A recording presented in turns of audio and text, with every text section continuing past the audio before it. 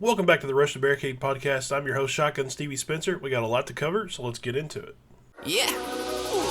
I've been on a deep dive through the outer waves. I took a rocket to the edges of my brain space. I told command that I just need a little getaway. Then buckled in and threw the throttle to a race pace. Take me further, take me farther, daughter, please understand. I could not stand still any longer. First match of the night, we see Sammy Guevara and Ortiz team against MJF and Wardlow for the preliminary match before Full Gear. Couple takeaways from this match. We see Sammy's double crossbody off to the outside, and then two corkscrew tope suicidas, followed by the triple superplex by Wardlow, Sammy's springboard flip, and then lastly, MJF putting the armbar on Ortiz for the 1-2-3. After the match, you notice that MJF walks over to the commentary table and then spears Jericho through the backdrop, and Jericho gets up smiling like that is what he wants to see out of the next Inner Circle's member. Next up, we have a little bit of an interview with Kenny Omega and Tony Schiavone. Kenny, just the gist of the conversation, says he's temporarily relocated to Jacksonville to help concentrate on this match, and then wins and losses matter.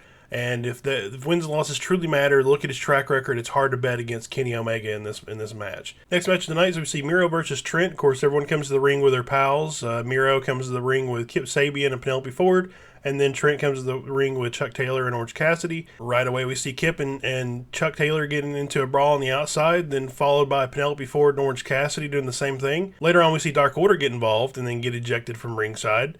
Then back to the match that's occurring in the middle of all of this. Trent goes for a springboard and slips on the rope, and then gets kicked by Miro from the top, and then right into the game over, which also used to be called the Accolade. Later on, we see everyone still brawling on the outside. Orange Cassidy hits a little bit of a coffin drop onto Miro and Kip, and that's kind of the end of that segment. Next up, we see an interview with Hangman Page and JR. Of course, Hangman's been drinking in this skit. JR talks about how Hangman's nervous and about taking on his ex-partner, and that's kind of the gist of the conversation. Next, we see a long promo by Team Taz. We see Brian Cage and Ricky Starks come to the ring with him.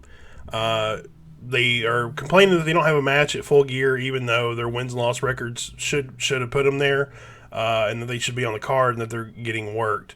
They also stated that FTW will have a presence at Full Gear. Next match of the night is the Young Bucks versus Private Party with Matt Hardy.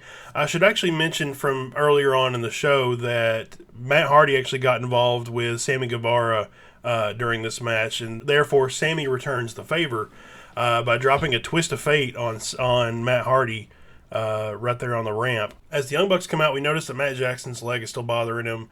The match goes on, wins with a BTE trigger to Mark Quinn for the 1-2-3. FTR gets in the ring with a Goodnight Express, dropping that on Matt, and we're going for another bear trap type maneuver on his leg. But Hangman and Kenny actually end up running FTR off in this regard. Next, we see Eddie Kingston and Jon Moxley during their face-off, which I thought would have been more of a contract signing, but instead it was just a long-winded promo in the middle of the ring.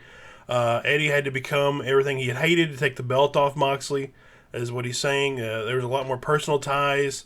Jon Moxley brings up sitting at his mother's table and saying grace and saying that he would protect Eddie. And the end part that really tied it all together is when Eddie just looks at him and says, "This is real. You're going to have to kill me." It was just intense all around.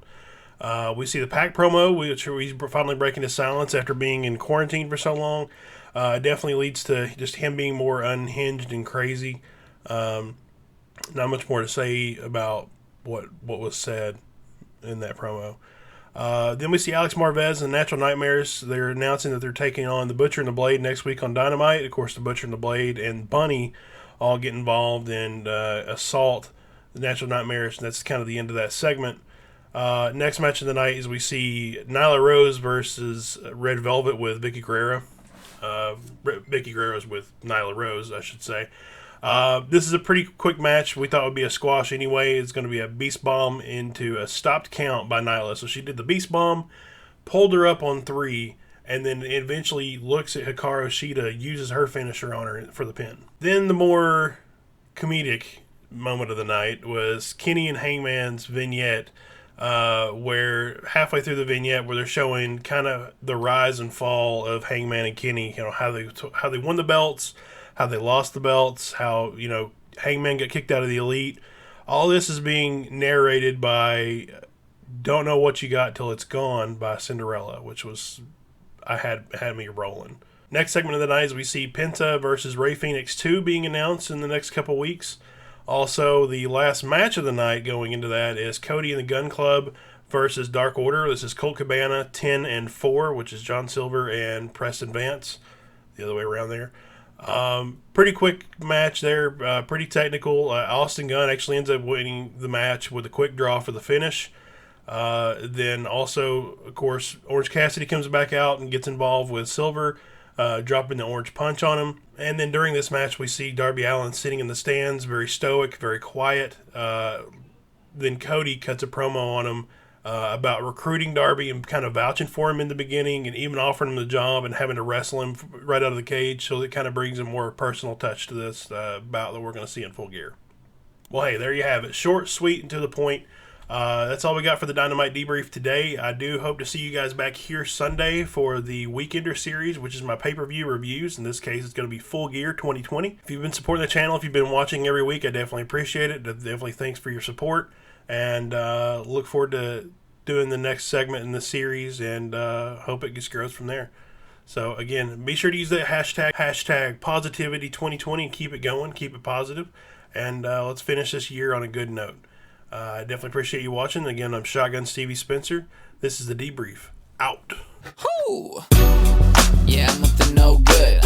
Big wheel, tire squeal rolling through my hood. With my popsicle melting down the side of my hand. My lemonade stands making